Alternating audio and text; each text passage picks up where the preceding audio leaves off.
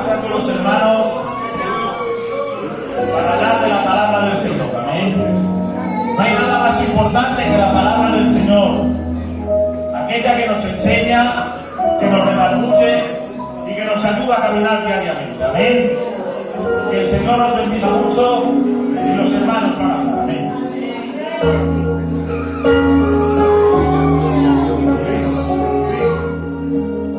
¿Cuántos dicen amén? Amén. ¿Cuántos creen en esta tarde que no hay nada más bonito que pasar el tiempo con el Señor? ¿Pueden decir amén? Amén. ¿Cuántos creen también que no hay nada más bonito que aprender de la bendita palabra del Señor? ¿Pueden decir amén? Amén. En esta tarde no vamos a traer un mensaje devocional, vamos a traer un estudio grupal sobre un tema. El tema va a ser sobre el Getsemaní. Antes de entrar con los siguientes puntos del Getsemaní, yo voy a dar una breve introducción y ya me bajo. Por 3 años, o más de 3 años, el Señor estaba enseñando la palabra y haciendo milagros allá en Israel. Pero se encontraba ahora con el principio de su final de su ministerio terrenal. Su entrada en Jerusalén, el llamado Domingo de Ramos, habría de provocar una reacción en cadena. Pero aquí vemos 2 grandezas de nuestro Señor. Él no entraba, a diferencia de César, como un dictador. Entraba como un rey que asume la posición de un siervo para dar su vida en rescate por muchos. La segunda grandeza de muchos que tiene, llegó que no llegó a Jerusalén con un ejército armado, sino que viene montado en un pollino, viene acompañado de sus discípulos y de una multitud que le aclamaba sin tener un entendimiento claro de la naturaleza de su reino. Jesús y los discípulos, por último y a cabo, habían celebrado juntos la cena pascual en el aposento alto, donde quedó instituida la ordenanza de la cena del Señor, y luego partieron hacia el huerto del Getsemaní. Esta introducción la acabo con la siguiente frase: el Getsemaní va a descubrirnos un poco de la naturaleza humana de Jesús. Ahora quiero leer unos versículos del Getsemaní que se encuentran en Marcos capítulo 14, versículo 32. Y luego ya dejo a otros. Vinieron pues a un lugar que se llamaba Getsemaní, y dijo a sus discípulos: sentaos aquí entre tanto que yo lloro. Y tomó consigo a Pedro, a Jacobo y a Juan, y comenzó a entristecerse y a angustiarse. Y les dijo: mi alma está muy triste hasta la muerte, quedaos aquí y velad. Yéndose un poco adelante, se postró en tierra y oró que si fuese posible pasase de él aquella hora. Y decía: Abba, Padre, todas las cosas son posibles para ti. Aparta de mí esta copa, mas no lo que yo quiero, sino lo que tú. Vino luego y los halló durmiendo y dijo a Pedro: Simón, ¿duermes? ¿No has podido velar una hora? Velad y orad, para que no entréis en tentación. El espíritu a la verdad está dispuesto, pero la carne es débil. Otra vez fue y oró, diciendo las mismas palabras. Al volver, otra vez los halló durmiendo, porque los ojos de ellos estaban cargados de sueño y no sabían qué responderle. Vino la tercera vez y les dijo: dormid ya, descansad, basta, la hora ha venido. He aquí, el Hijo del Hombre es entregado en manos de los pecadores. Levantaos, vamos, he aquí, se acerca el que me entrega. Dios es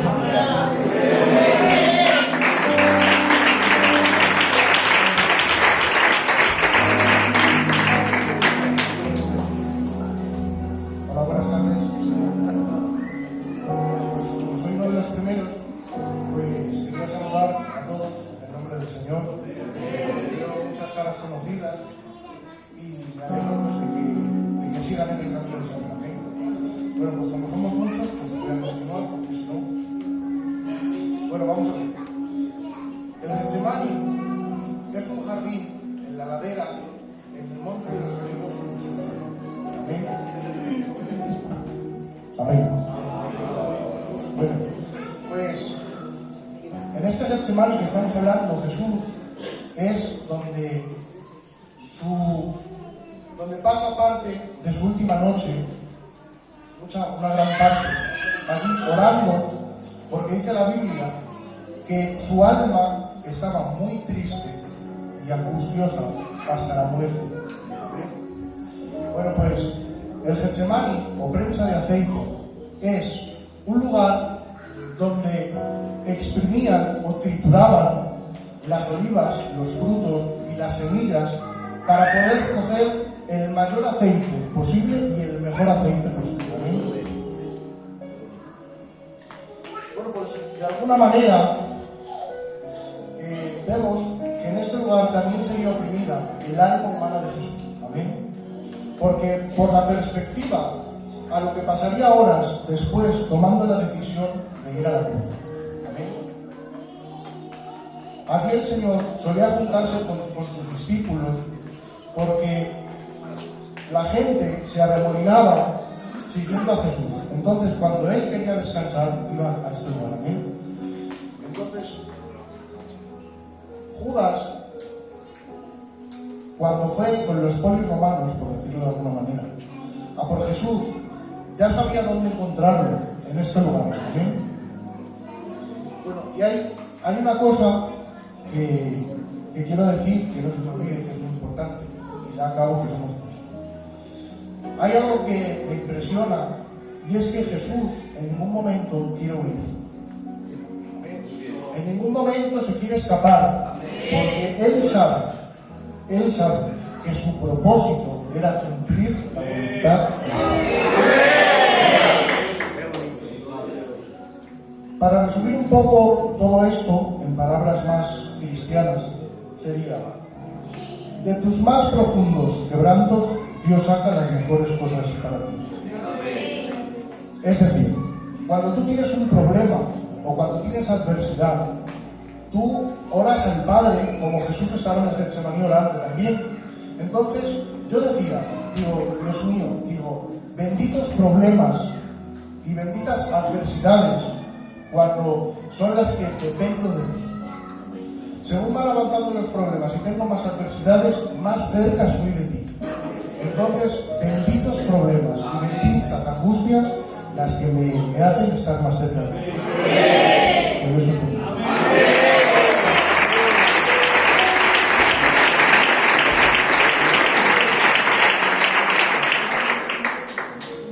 Bueno, pues más adelante vemos como Jesús se aparta de sus discípulos, los deja a un lado y él pues sube a orar al Getsemaní él solo.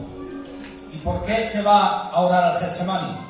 Pues porque, como sabemos, Jesús era todo hombre y todo Dios, y él tenía una parte humana que le generaba un sentimiento de preocupación. Y esa preocupación le estaba abrumando. Le estaba abrumando porque él sabía, él era consciente de todo el pecado que se le venía encima en la cruz. Y te preguntas, entonces, ¿por qué accedió a someterse a la cruz? Pues porque su voluntad humana comprendió que era necesario pasar por ese calvario. En ese momento en el que decidió acceder a la cruz, se alinearon las dos voluntades, la divina y la voluntad humana. Y también hay que decir que su divinidad podía haber potenciado su humanidad, porque al ser todo Dios podría haber evitado preocupaciones, podría haber evitado la cruz y cualquier otro sentimiento humano, pero no lo hizo. Él pasó la cruz como un humano. Entonces yo hoy os digo, lo que nos va a hacer someternos al plan de Dios es alinear nuestra voluntad con la suya, alinear nuestros sueños con sus sueños, porque en esta vida nos vamos a encontrar con muchas dificultades, con muchos problemas, y eso nos va a abrumar, nos va a angustiar, nos va a quitar el sueño. Y Jesús en este versículo pues nos enseña que debemos que entender que aunque por lo que estás pasando no te gusta, por lo que estás pasando no es agradable, tu mente y tu petición tiene que estar compenetrada con Dios, porque aunque tu oración, aunque tu petición sea una cosa, tu oración verdadera tiene que terminar siempre diciendo: Padre, hágase tu voluntad. Dios te bendiga.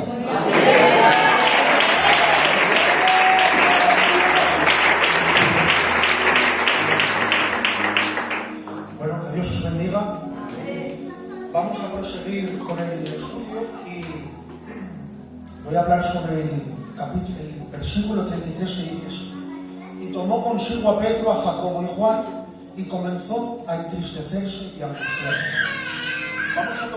Vamos a ver cómo Jesús empezó a ir al Getsemaní y se llevó a 3 de los 12. Es decir, podía haberse llevado a cualquier otro, pero se llevó a Pedro, a Jacobo y a Juan. Y podemos pensar, ¿por qué se llevaría a esos 3, pudiendo llevarse a otros 3? No sabemos ciertamente por qué, porque la Biblia no nos lo dice, pero sí que podemos deducir que a lo largo de todo lo que viene a ser la vida pública de Cristo, estos 3 personajes, Jacobo, Juan y Pedro, fueron personas que alardeaban de que querían estar en los primeros lugares. Eran personas que alardeaban que querían y que iban a seguir a Cristo hasta el final. Eran personas que decían que iban a seguirle hasta que murieran. Y como vemos, Cristo se los lleva más adentro para enseñarles verdaderamente de qué madera están hechos.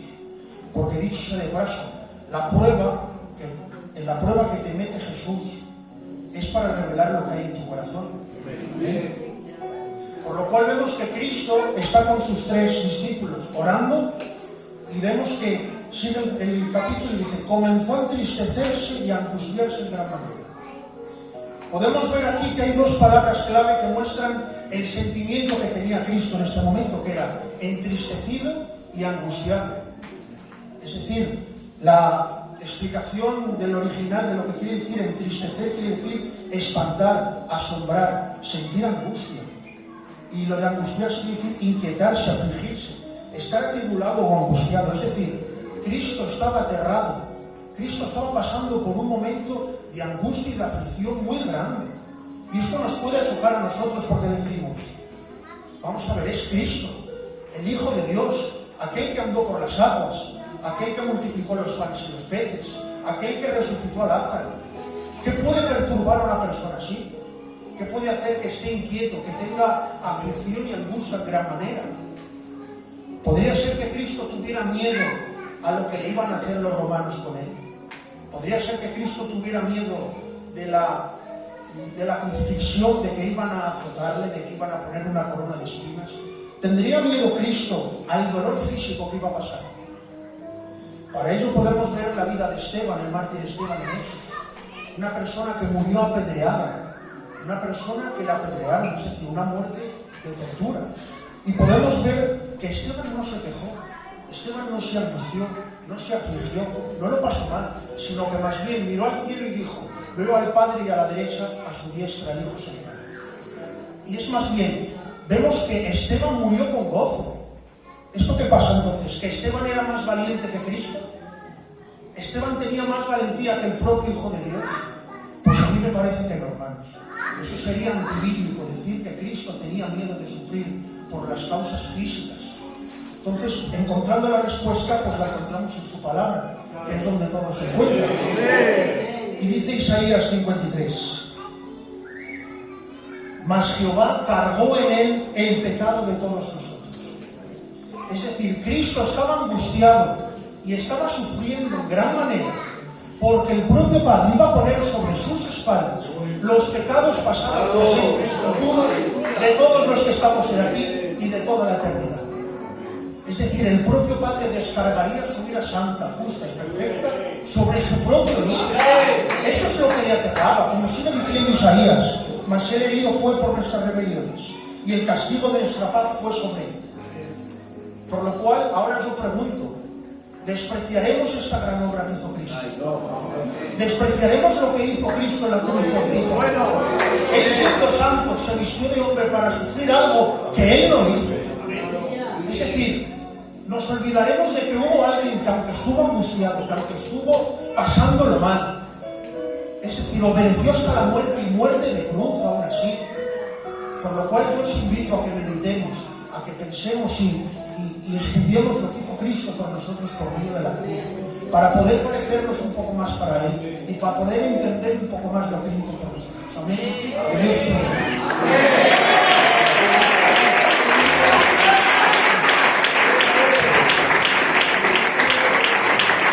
Dios nos bendiga a todos. Y vamos a seguir con el hilo del Getsemaní. Mi alma está entristecida hasta la muerte. Aquí estamos llegando a la culminación, al pico central, al epicentro de la totalidad del Getsemaní. El Getsemaní se va resumiendo y cada vez se hace más estrecho el círculo. Y ahora Jesús no le es reparoso decir lo que le está entristeciendo y angustiando. ¿Y qué es lo que te está haciendo entristecerte y angustiarte? Dice, mi alma está triste, angustiada hasta la misma muerte. Fíjense que empieza y dice, mi alma. Esto nos está dejando claro que él está diciendo que su alma está pasando por el Getsemaní. Esto está diciendo que él está traspasando la crucifixión desde la esfera de su humanidad. ¿Por qué? Porque él exclama y dice, mi alma. ¿Saben qué es el alma? Es el centro del ser de una persona, es el raciocinio, es la voluntad, es lo que hace, es lo que emprende, es lo que camina. Eso es el epicentro, es el ser. El alma es el ser de la humanidad. Pero dice la Biblia, Dios es espíritu. Por lo tanto, Dios no tiene alma. Pero viene el Hijo de Dios y ahora en el Getsemaní, en el pico, dice, mi alma. Entonces, ¿qué nos está revelando? Que se está cumpliendo la Escritura. Y un Hijo os es nacido, y un Hijo os es dado. El Salvador del mundo. Y Él está diciendo la profecía que se estaba diciendo que será nacido de la mujer de María, aquella que tenía que alumbrar al Emanuel, al mismo Dios que en nosotros. Cristo está diciendo, el que va a entregarse es mi alma, es la humanidad, es mi parte humana. Entonces la crucifixión de Cristo es desde la esfera de su humanidad. Él no iba a ser potenciado ni siquiera lo más mínimo por su parte divina. La Biblia cuando exclama y dice, y él siendo rico se hizo pobre, no está diciendo que él gozaba de mucha riqueza y que la humanidad iba a tener poco. Él estaba diciendo que iba a resumir y iba a condensar toda la divinidad en un cuerpo de carne. Y ahí exclama y dice, mi alma, o sea, mi parte humana, está angustiada hasta la muerte. Aquí está diciendo angustiado. Angustiado es sufrir una tensión al máximo nivel por algo que se va a acercar. Imagínese usted que tiene miedo a esa cosa y esa cosa se le va acercando y cada día se le va acercando más y se le estrecha y el peligro se acerca. Usted se empieza a angustiar, o sea, está sufriendo una tensión. ¿Sabe lo que provocó esa tensión? Una hematidrosis. ¿Saben lo que es la hematidrosis? Es que la tensión de Cristo se subió tan alto que rompió los vasos cutáneos de sus glóbulos rojos y le hizo sudar como en sangre. ¿Y sabes lo que proporcionó a Cristo? Que sudara como sangre, la máxima tensión. ¿Pero por qué? Hasta la muerte. Está exclamando y está diciendo, estoy sufriendo una angustia por lo que tengo que pasar y me está causando la misma muerte. Y dice la palabra de Dios, y Dios mandó un ángel para fortalecerle. ¿Por qué? Porque en ese mismo momento, si el ángel no baja y el ángel no le sustenta y fortalece, Cristo hubiera muerto en el Getsemaní. Era literalmente, se estaba muriendo. Pero ahora va Dios y dice, el cumplimiento de lo que yo iba a hacer no se puede quedar en el Getsemaní. Entonces Dios, fíjate lo que hace. Dice que voy a fortalecer porque aquí no te puedes morir. Y el Hijo le dice, pasa de mí esta copa. Y el Padre dice, te tengo que fortalecer. Falta la vía dolorosa, faltan los clavos y la cruz, porque es necesario que la iglesia de Marín tenga un sumo sacerdote. Porque no pueden salvarse, pero tú sí puedes salvarse.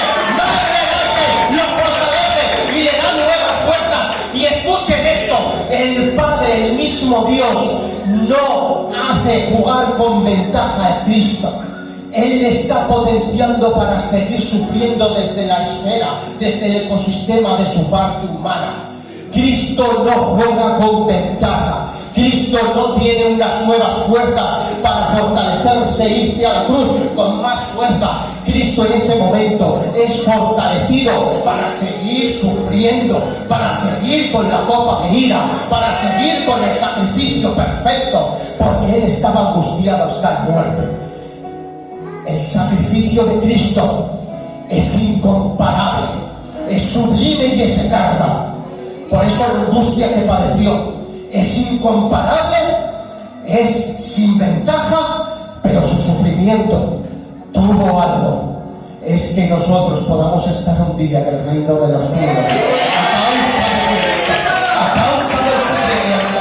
Por eso te digo, escuchen, iglesia de María, piensa en el Getsemaní, piensa en lo que quieras de tu vida, pero antes piensa que Cristo, cuando estaba en la misma cruz, estaba sufriendo millones de infiernos para que tú un día estuvieras en el cielo.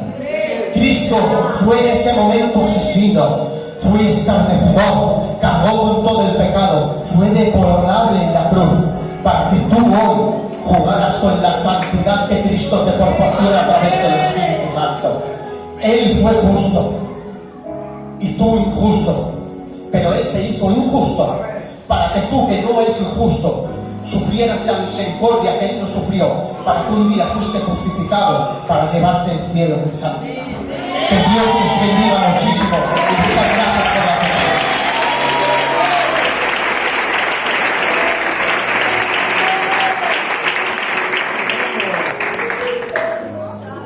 Vengo a hablaros esta tarde cuando Jesús pasó de esta copa. Aquí lo que estamos viendo es que Jesús solicitaba no beberse el contenido de esa copa. Pero ¿qué es lo que significa esta copa? En Salmo 75 leemos que hay un cáliz en las manos del Señor, de la cual han de beber todos los impíos de la tierra. Por lo tanto, vemos que el contenido de esta copa era la ira de Dios sobre la humanidad. Ahora imaginaros, hermanos, una persona que jamás haya cometido pecado alguno. Y por primera vez, de golpe, tiene que experimentar la amargura del pecado, la vergüenza, el abandono del Padre y hacerse maldito. Todo eso iba a ser descargado sobre la cruz. Ahora yo te vuelvo a preguntar, ¿tú qué sientes cuando haces algo malo? Culpa, reconcomias, remordimientos. Pues todas las culpas pasadas y presentes de la tierra y las culpas futuras las iba a sentir el Señor. Todos los crímenes de esta tierra, todos los pensamientos malos, la desobediencia, las blasfemias, todos los pecados de la humanidad iban a caer sobre el Señor. Hermanos, si Cristo no se hubiera venido hasta la última copa, hasta la última gota de esta copa, el cielo estaría vacío, pero el infierno repleto. Le damos gracias al Jesús por cargar con nuestros delitos y pecados, hermanos. Le damos gracias al Rey de Reyes, porque un día decidió cargar con nuestros delitos y pecados y para nosotros obtener la vida eterna. Que Dios os bendiga, iglesia.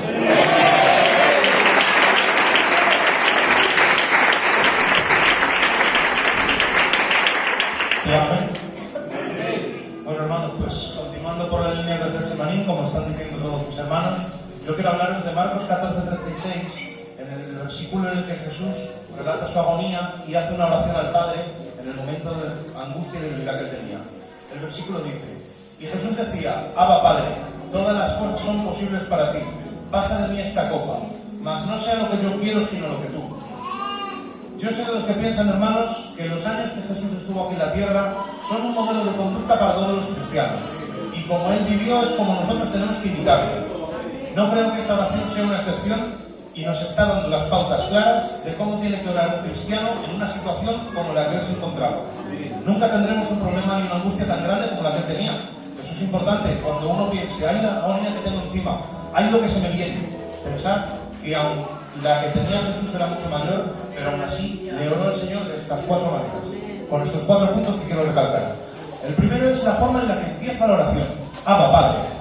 Abba Padre quiere decir de una manera cariñosa e íntima. Abba, papá, significaba en arameo, y Jesús se está refiriendo a Dios Padre como un hijo necesitado que habla con su padre y le dice, Dios mío, te necesito. Pero no Dios mío a secas, sino Padre. Yo soy Jesús, soy tu hijo. Padre, Dios mío. No como lo decían los demás aquí, que decían, oh, el Dios de Abraham, Isaac y de Jacob. Oh, Señor. No, era de una manera más personal, más cariñosa. Lo segundo que dice, todas las cosas son posibles para ti. Está reconociendo la omnipotencia de Dios. Está teniendo fe en que el Señor puede hacer todo. Por eso le pide, en el tercer punto, pasa de mí esta copa. Hermanos, hay veces que estamos en una situación que no queremos. Que de verdad que puedes pensar, la que se me viene encima, este problema familiar, este problema económico, otras cosas que nos pueden pasar, hermanos, que no estamos en el camino de rosas. Pero como cuarto y último punto, tenemos que estar alineados con la voluntad del Señor. Y dice, más sea lo que tú quieres y no lo que yo quiero, Dios Padre. Porque hermanos, nuestra oración no puede ser enfadados. No podemos ir, Señor, me está pasando esto, me cachas en la mar. ¿Cuántas veces hemos tenido un problema y hemos sentido como que es culpa de Dios? Y le echamos la culpa. Y te enfadas y dejas de ir al culto. Y dejas de... No, hermanos. Cuando uno sienta esta agonía tan grande, lo peor que puedes hacer es presentarte allí enfadado. Leí una frase hace años que me gustó mucho. En vez de levantar tu puño hacia Dios, ponte de rodillas y levanta tus manos. Amén. Reconociendo lo que decía antes, que todas las cosas son posibles para Dios. Tenemos que tener fe en que Dios todo lo puede. Y no hay ningún problema que sea más grande que lo que el Señor puede hacer por nosotros. Y como último punto, hermanos, Jesús se queja, porque su parte humana sabe la que se le viene, pero nunca se olvida de decir, mas sea tu voluntad, no la mía. Porque, hermanos, mi voluntad va a buscar mi egoísmo carnal, mi vida tal. El plan de Dios, en el que nos está llegando a todos, es el perfecto, es lo que nosotros necesitamos, aunque no lo veamos. Y aunque Jesús se quejaba, él sabía que la voluntad, el camino recto, era lo que Dios decía. Y tenía que pasar por el Getsemaní, tenía que pasar por la cruz y tenía que resucitar. Muchas gracias, hermano. Dios os bendiga.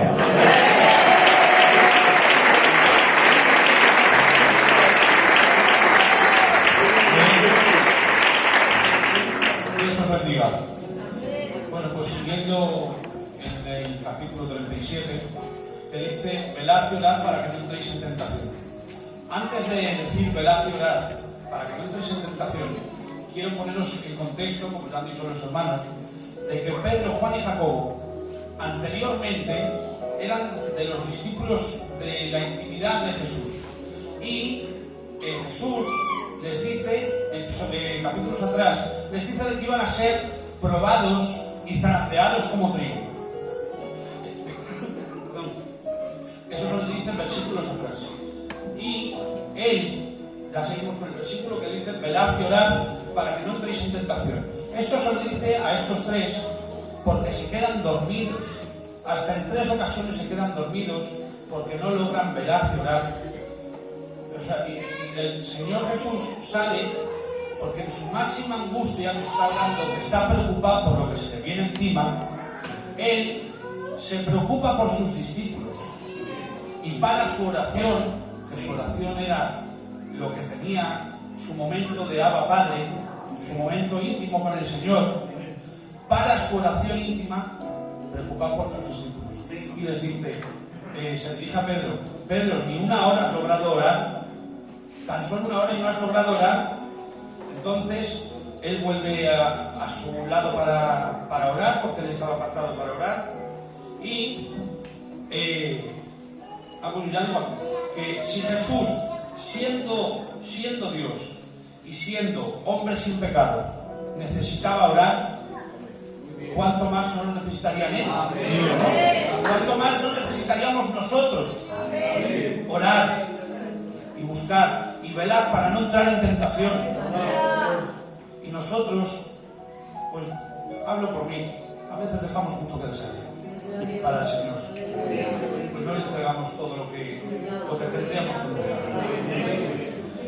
Y sigue diciendo de que hay veces que nosotros somos como Pedro, Juan y Jacobo, que el Señor nos quiere enseñar cosas y estamos dormidos. Estamos dormidos en ocasiones que el Señor nos quiere mostrar cosas y no nos puede enseñar porque estamos dormidos. Bueno, sigue diciendo, porque esto, el 37 dice, velad y orad para que no entréis en tentación. El 38 sigue diciendo, dormid y descansad. Y ya dice, dormid y descansad. Después de 3 veces que ha intentado que sigan orando los discípulos, ya la tercera sale en modo de ironía. Ya se lo dice como ironía. Le está diciendo, dormid y descansad. Ahora ya, que no hace falta, o sea, cuando hacía falta que oraseis, os dormíais. Ahora ya nada. Entonces, no estuvieron alerta. Ellos no estuvieron alerta en el momento necesario. Y ya digo esto y termino. La victoria espiritual es de los que estamos alerta. Es de los que estamos alerta y preparados para si el Señor nos necesita nuestra oración. Que nosotros estemos ahí dándole la gloria a Él. Que el Señor os bendiga mucho.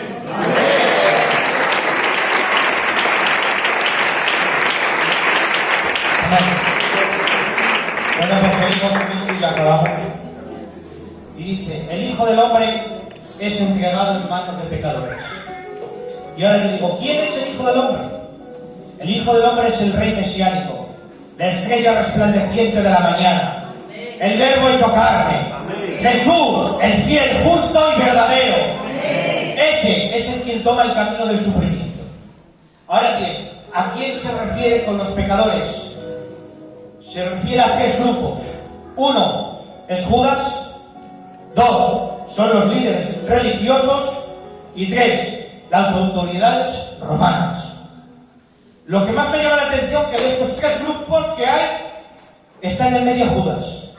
Pero en esta ocasión Judas no está con Jesús, ni está con los discípulos. En esta ocasión Judas está contra Jesús y viene con la autoridad romana.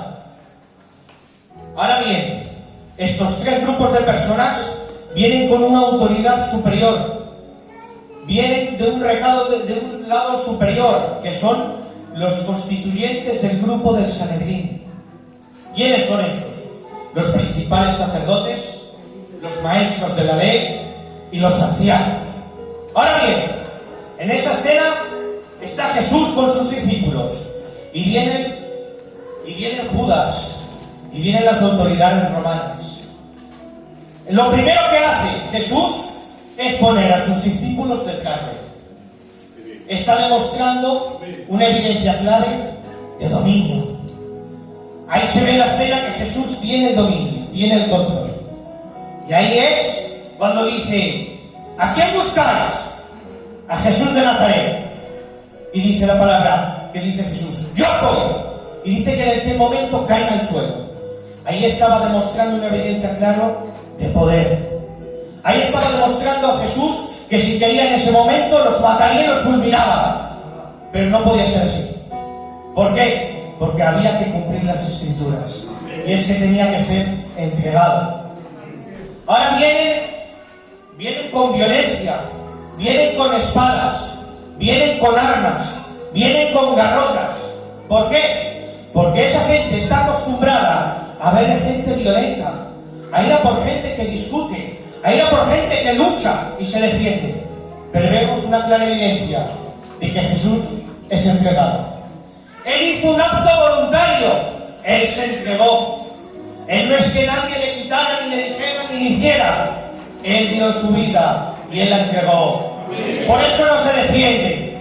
Por eso hay una evidencia clave de que se entregó por ti y por mí. Ahora yo digo, conclusión, si Él se entregó por ti, si Él ha dado la vida por ti, digo yo, Marino, no es tiempo que le demos todo a Él, no es tiempo que demos nuestra vida para Él, que bendito sea su nombre. Ahora digo, segunda conclusión y ya me bajo. Dios quiso y permitió que en esa escena fuese así, para tener el control de todo, para que fuera muerto en la cruz y fuera resucitado. Por eso tengo que decir una noticia: Dios tiene el control de todo. Dios tuvo el control de todo y Dios tendrá el control de todo. ¡Bendito sea su nombre! Bueno, pues hasta aquí este relato del Getsemaní. Lo que hemos querido hacer con este relato es ver el sufrimiento que tuvo nuestro Cristo. Él no solo sufrió en la cruz, sino que sufrió también antes en el Getsemaní. Que sepan una cosa, que a Él le dolió más los pecados que los clavos. Por eso yo digo que si os ha hecho bien, que den un aplauso y que Dios les